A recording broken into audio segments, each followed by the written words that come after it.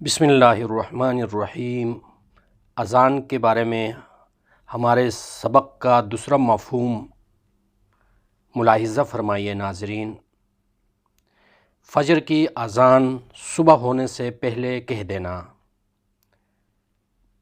حدیث مبارکہ صحیح مسلم، صحیح بخاری 381۔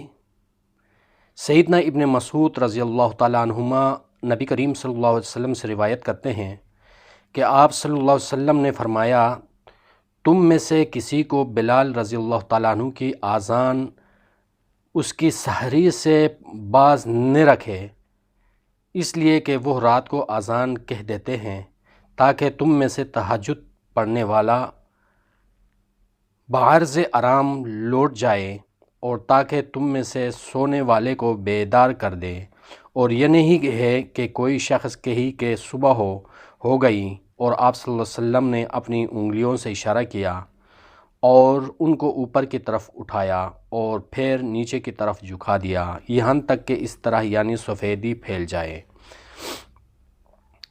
زہیر راوی نے اپنی دونوں شہادت کی انگلیاں ایک دوسرے کی اوپر رکھے، پھر دونوں کو اپنے دائیں اور بائیں جانب پھیلایا، یعنی اس طرح ہر طرف سفیدی پھیل جائے، تب سمجھو کہ صبح ہو گئی ہے۔ اذان اقامت کے درمیان کے وقت میں جو کوئی چاہے نفل نماز پڑھ لے۔ سیدنا عبداللہ بن معفل مزنی رضی اللہ تعالیٰ عنہ سے روایت ہے کہ رسول اللہ صلی اللہ علیہ وسلم نے فرمایا، ہر دو اذانوں کے درمیان میں ایک نماز ہے۔ یہ 3 مرتبہ آپ صلی اللہ علیہ وسلم نے فرمایا، پھر فرمایا کہ اگر کوئی پڑھنا چاہے۔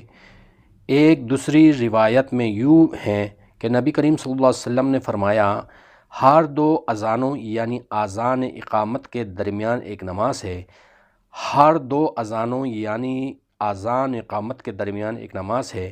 پھر تیسری مرتبہ فرمایا، اگر کوئی چاہے تو پڑھ سکتا ہے، یعنی ناظرین نفل نماز۔ جس نے کہا کہ سفر میں بھی ایک ہی مؤذن کو اذان دینا چاہیے، سیدنا مالک بن حارث رضی اللہ تعالیٰ عنہ کہتے ہیں کہ آپ نبی کریم صلی اللہ علیہ وسلم کے پاس آئے اور ہم 20 شب روز آپ صلی اللہ علیہ وسلم کی خدمت میں رہے، اور رسول اللہ صلی اللہ علیہ وسلم نرم دل مہربان تھے۔ جب آپ صلی اللہ علیہ وسلم نے خیال کیا کہ ہم کو اپنے گھر والوں کے پاس پہنچنے کا اشتیاق ستا رہا ہے، تو آپ صلی اللہ علیہ وسلم نے فرمایا، واپس لوٹ جاؤ اور ان ہی لوگوں میں رہو اور ان کو تعلیم دو اور اچھی باتوں کا حکم دو اور نماز قائم کرو، اور جب نماز کا وقت آ جائے تو تم میں سے کوئی شخص اذان دے اور تم میں سے جو سب سے بڑا ہو وہ تمہارا امام بنے۔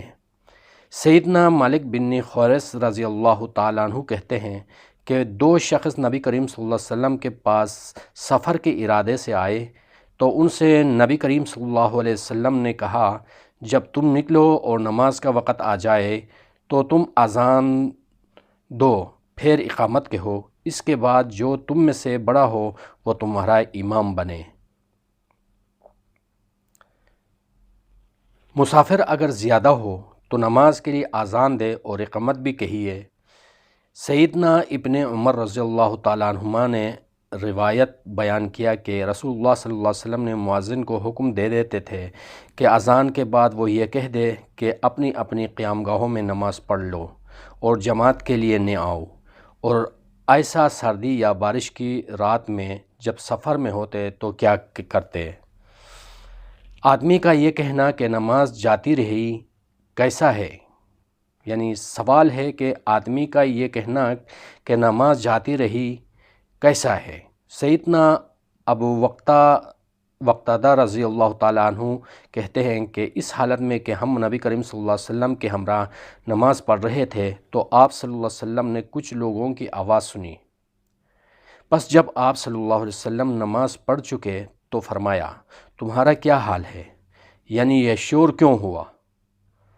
انہوں نے عرض کی کہ ہم نے نماز کے لیے جلدی کی۔ آپ صلی اللہ علیہ وسلم نے فرمایا، ایسا نہیں کرنا، جب تم نماز کے لیے آؤ تو نہایت ہی اطمینان سے آؤ، پھر جس قدر نماز پاؤ اس قدر پڑھ لو، اور جس قدر تم سے جاتی رہے اس کو پورا کر لو۔ لوگ نماز کے لیے کب کھڑے ہو؟ جب وہ اقامت کے وقت امام کو دیکھ لے۔ سیدنا ابو وقتادہ رضی اللہ تعالیٰ عنہ کہتے ہیں کہ رسول اللہ صلی اللہ علیہ وسلم نے فرمایا، جب نماز کی اقامت کہی جائے تو تم کھڑے ہو یہاں تک کہ مجھے دیکھ لو۔ اگر اقامت کے بعد امام کو کوئی ضرورت پیش آ جائے تو کیا کرنا چاہیے؟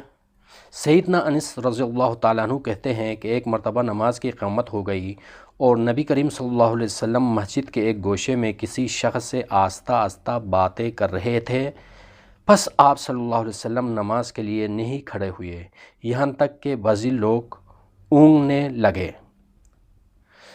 نماز بجماعت کا واجب ہونا۔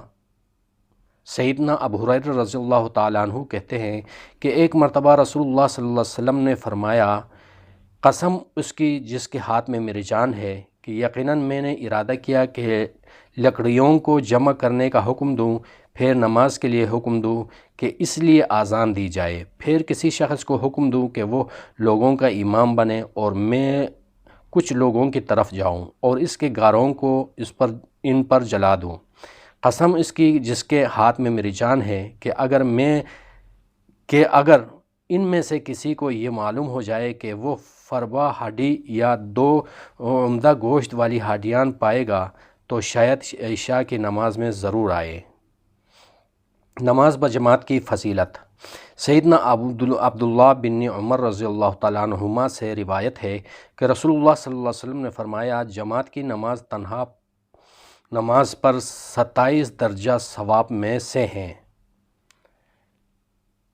فرض کی نماز بجماعت پڑھنے کی فضیلت کا بیان ہے۔